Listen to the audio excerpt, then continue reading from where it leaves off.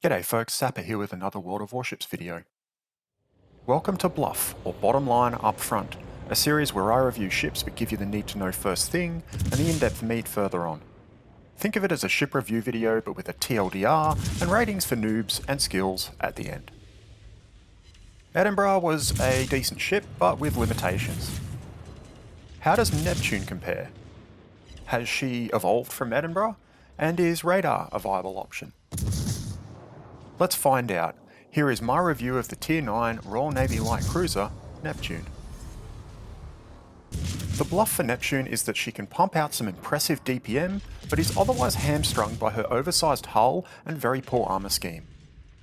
Neptune is an effective zoning ship thanks to her DPM, large number of torpedoes, good AA, and workable concealment. Unfortunately, she is one of the easiest ships in the game to crucify thanks to her weak armor and massive above-water citadel. Playing Neptune, you want to be 2 steps ahead of your enemies and 1 step ahead of your allies, keeping particular eye on enemy radar ships and long-range AP ships such as supercruisers or battleships. If you can manage to do this effectively, Neptune can be a monster, but it is a hard ask in many matches and she's not a great experience for most players. Neptune is consistently inconsistent.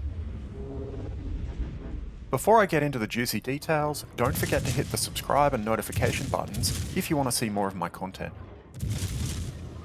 Neptune can be fun, but she's far too punishing of mistakes. I tried all I could to make radar work, or at least have a caveated radar build. But at the end of the day, I could not recommend it, so I won't be covering radar in much detail. Regardless, I hope you enjoy this review. Neptune's hull defines her and is, simply put, her biggest weakness both in a metaphorical and literal context. Neptune sits a large distance above water, is wide, and has 16mm bow, stern, and middle sections. To round this out, her superstructure is large, almost battleship in size. Her citadel runs most of the length of the ship, is significantly above water, and has a large stepped middle section. Thankfully, Neptune has pretty good concealment for tier at 10.3 kilometers. Her smoke firing penalty is also quite large for her tier bracket and her 152s at 6.6 kilometers. All in all, Neptune's hull is her standout weakness and is easily the worst hull at tier 9 and one of the worst in the game. What about AA? Neptune's AA is pretty solid and outdoes many tier 10 cruisers, but it won't prevent drops, but may discourage successive drops by tier 8 aircraft carriers or some of the more inexperienced players in tier 10s. Neptune has an impressive torpedo armament of 4 quad launchers, 2 each side. As with those before her, the torpedoes can be single-fired. Neptune has a reasonable health pool for a tier 9 cruiser with 44,900. She does get access to 4 super heals, which are needed in view of her armor scheme and hull weaknesses. Even with her health and heal, she's not a durable ship. She has a decent rudder shift of 8.6 seconds with rudder upgrade, and the same perky acceleration of the other Royal Navy light cruisers, but due to her size and large turning circle of 790 meters, she feels rather sluggish. Neptune comes with heal, hydro, and smoke or radar, with 4 charges of each with superintendent. Her smoke is a little longer than Edinburgh's, with a 110 second duration, but is otherwise the same and you won't notice the difference in duration most of the time. Her hydro is the standard cruiser variant for tier with 3.5 kilometer torpedo and 5 kilometer ship detection. Neptune's heal is the specialised version at 2% per second and 50% of citadel damage healable. Use it early and often once there is a chunk to heal. Her radar has a range of 10 kilometers and a 35 second duration stock, but I do not recommend running radar on Neptune. Neptune's guns are a marginal improvement on Edinburgh's. Where things get interesting is that Neptune's reload is 4.8 seconds. If you run the reload upgrade, this gets down to 4.2 seconds, but more on that in the build section. The DPM improvement is very noticeable and is the only reason Neptune isn't an entirely poor ship. Neptune also has a respectable range of 16.5 kilometers, and this can be extended to 19.2 kilometers with the range upgrade. This is the longest range of any Royal Navy light cruiser. So how do you play her? Neptune is played much like her predecessors, however with an amplified focus on terrain while planning your position and movements ahead of time.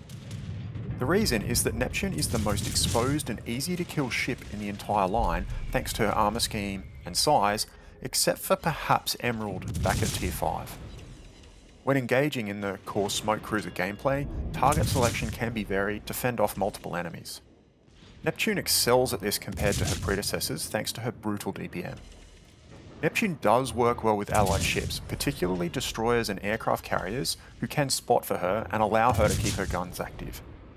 Her torpedoes are excellent at discouraging enemy approaches and can even be used in area denial when not in smoke, but it's worth noting that Neptune cannot stealth torpedo. A key mistake many captains, including myself, make is smoking up too late. You want to be smoking up while unseen. Even angling while doing so is largely pointless thanks to her lack of armor. Some advanced players may wish to run radar. I strongly advise against it. There are other tier 9 ships that are better at it, and Neptune doesn't really offer anything unique apart from her shell's effectiveness against destroyers. Neptune does okay when up tiered thanks to the reliability of smoke cruiser gameplay, and can be very strong when top tier, but she doesn't really benefit from tier advantages due to her overt weaknesses. Notable enemies for Neptune are battleships and cruisers with guns over 228mm in caliber. Their AP shells can overmatch her everywhere and easily find her above water citadel. Enemy radar ships are also a risk, so ensure you can get safe if you are likely to be radared. All in all, Neptune is a squishy smoke cruiser with impressive DPM. Onto the build. For modules, pick up range module first. After that, pick up hull, which improves your health by 5000 and rudder shift by almost 4 seconds with the rudder upgrade. After that, pick up the torpedo upgrade to get your torpedo damage improvement. For consumables, Neptune has access to heal, hydro, and smoke all radar. Run smoke. For upgrades, pick up main battery 1, engine room protection, aiming systems, rudder shift, concealment, and then either reload or range upgrade. I run range upgrade because on Asia, most battleships and cruisers sit further away than 16.5 kilometers, but even here it isn't mandatory. If your aim is good enough, range upgrade can work. Otherwise, go reload to boost the already impressive DPM. Hydro upgrade can be worth running in slot 2, but generally isn't worth the call unless you are a die-hard Neptune fan. For captain skills, the following is what I currently recommend. First, pick up Last Stand, then Consumables Enhancements, Superintendent, and Concealment Expert for 10 points. After that, pick up Radio Location for 14, because knowing where the enemy that's spotting or approaching you is crucial. Then pick up Adrenaline Rush for 17, Grease the Gears for 18, and Survivability Expert for 21. AA skills are pretty good on Neptune. If you do wish to run them, swap out Consumables Enhancements for the 2-pointer, and Grease the Gears and Survivability Expert for the 4-pointer. For captains, the Dunkirk brothers are a great fit thanks to buffed Grease the Gears and Consumable skills. Cunningham is a very poor choice as his buffs align better with HE focused lines such as battleships, heavy cruisers, or even destroyers. The full bottom line is that Neptune is one of the most niche smoke cruisers in the game with great DPM that is offset by her tendency to be deleted. She's highly reliant on her smoke consumable to get damage and subsequently is reliant on allies for spotting to reach her full potential. Neptune is in her element when working with competent allies to hold a flank or zone, but is lacking in open water ability. Neptune's great heal can forgive mistakes, but with her poor armor scheme, any damage is risky damage. Neptune is a great defensive zoning ship, but can be difficult to play well, and many players will find her an unrewarding experience. So how does Neptune compare for noobs or skills? Neptune gains points compared to her peers for DPM and torpedo power. She loses points on armor scheme and citadel size. Neptune has a nasty bite, but is easily punished for small mistakes. So for the scores. Noobometer, 4 out of 10. Basic level players will find Neptune an unforgiving and inconsistent experience. If they are able to minimize positioning errors, some good results can be achieved. Skillometer, 5 out of 10. Advanced level players have excellent DPM to work with, but are reliant on allies to maximise results.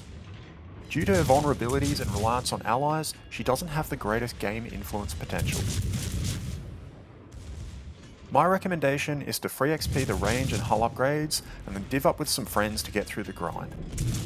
Neptune can be a rough time, but can also be an easy time if you have friends to help you out. I wanted to like Neptune, but I can't. The ease with which she is punished for the smallest of mistakes makes her an inconsistent ship to play, and eliminates her potential as a viable radar cruiser. And for me, that one-dimensional smoke cruiser play kinda got a bit stale. Next up for BLUF is Minotaur. Is she worth the grind? Can she make up for Neptune's shortfalls?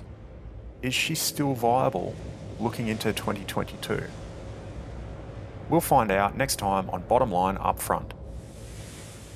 If you like this review, please give it a thumbs up and let me know your thoughts down in the comments. If you didn't like this review or think I missed something, please let me know as well. If you want to discuss Neptune, Royal Navy light cruisers, or upcoming videos, please join my Discord, Dark Lab. Link will be down in the comments. We have some cool tools in there as well, including the amazing minimap renderer by Not Your Father, as well as a great group of players of all skill levels that are happy to help in any way they can. Thanks for watching, stay healthy, and I'll catch you in the next one.